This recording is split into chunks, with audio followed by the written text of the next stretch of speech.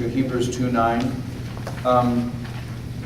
Now this is not, John does not reflect this passage, but John and Hebrews have a lot in common. And this is a crucial reflection on the suffering of Jesus in the book of Hebrews. Hebrews argues that we don't see Jesus anymore face to face, and we don't see the angels anymore, but verse 9, but we do see Jesus, who is made lower than the angels for a little while. That is to say, he became a human being. We see him now crowned with glory and honor because he suffered death. He was crowned with glory and honor because he suffered death, so that by the grace of God he might taste death for everyone. Does God, the creator of a vast old universe, get it about you? Yes. Does he get it about what it's like to face death and not want to? And to have faith about that which you cannot control. See, God gets it. In bringing many children to glory, it was fitting that God, for whom and through whom everything exists, should make the pioneer of their salvation perfect through suffering. Who was made perfect through suffering? Jesus. Now, in what sense was Jesus not perfect? Didn't obey all those 613 rules. He didn't obey all those 613 rules. How is it that Jesus was not perfect unless he suffered? He had not fulfilled his mission. He had not fulfilled his mission. Peg? Made complete in his ability to be our Lord in having experienced what we experience and having obeyed even on death on the cross. He was made complete by having the experiences that we have. That's how he can be our Lord. You know, we tend to get hung up on Greek concepts of perfection.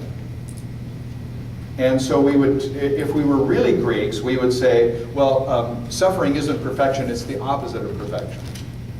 But implicit in what Peggy has said, and she knows this, I'll bet, this is not an issue of perfection. This is an issue of completion. Jesus became perfect, had just what God had in mind when he suffered, because we, his children, suffer. And because there is something about the nature of sin that involves suffering. You can't get it about what people do to each other and how bad that is to God the Creator until you get it that sin and suffering are connected. How bad is sin? If it's just, the president misspoke himself, well, we all make mistakes.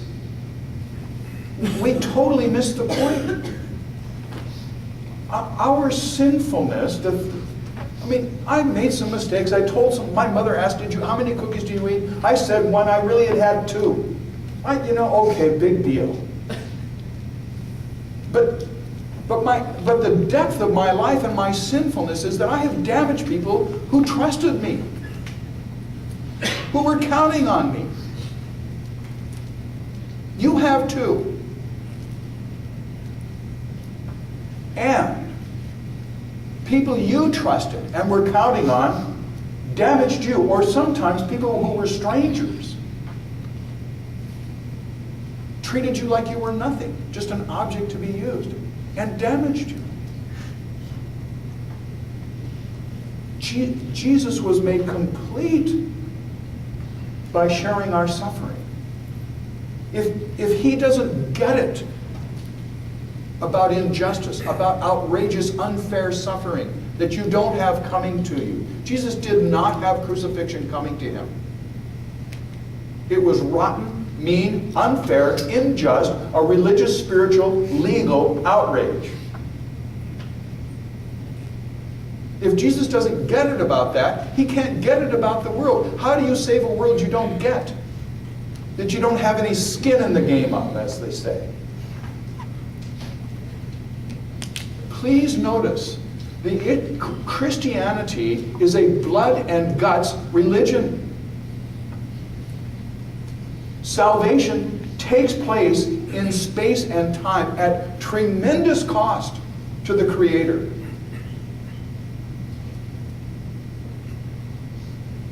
It could have been sort of a spiritual, intellectual transaction in heaven. A little counsel between the Father, Son, and the Spirit. What do you say? How about we forgive humanity? All in favor, say aye. Aye. Oh, it's unanimous. Good, let's throw the forgiveness switch. Clink. And that It's all made well. There you have it. Cool. It's done. When we say it could only have been done this way, it isn't true. God could have done it a bunch of ways. It pleased God. It seemed right to God to do it this way. This is how, in space and time, at tremendous cost to the Father and the Son and the Spirit, you and I have been redeemed. It's precious beyond describing. This is why the angels and the heavenly beings throw themselves down around the throne to praise the Son. This is why the Son has the name above every name.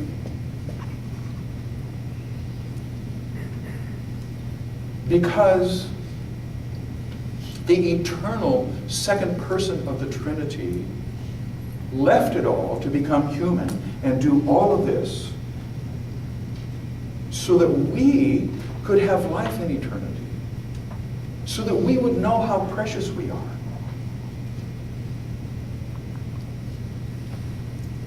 No one has greater love than to lay down his life for his friends. Jesus has done that for us. I mean, it's just stunning. So this is why, by the way, we sing praises to Jesus. And it's why he is worshipped. Now, 3 other passages from John's Gospel, and then I'm going to run us through some of the key parts of the story. Jesus says, right after talking with Nicodemus back in chapter 3, "For just as Moses lifted up the snake in the desert, so the Son of Man must be lifted up." How was he lifted up? On the cross, that everyone who believes in him may have eternal life. For God so loved the world that he gave his one and only Son, so that whoever believes in him shall not perish but have eternal life. And then Jesus' own prophecy, which is fulfilled in his crucifixion. "But I, when I am lifted up from the earth," reference back to 3:14, see it?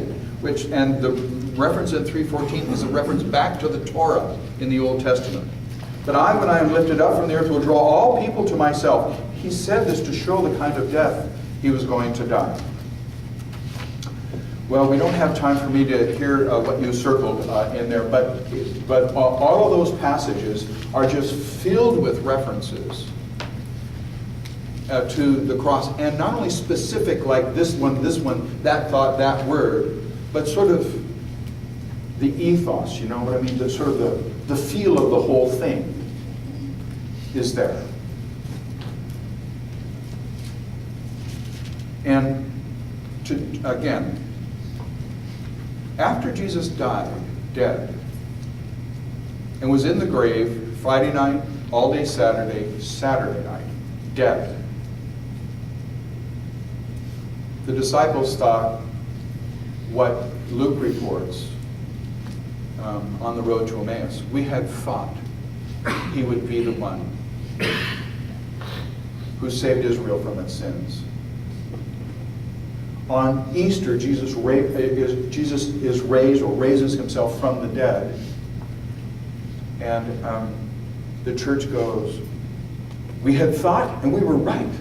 But how do we make sense of this kind of messiahship? All through all 4 of the Gospels, Jesus rejects everybody's definition of Messiah, because this is God's definition of Messiah.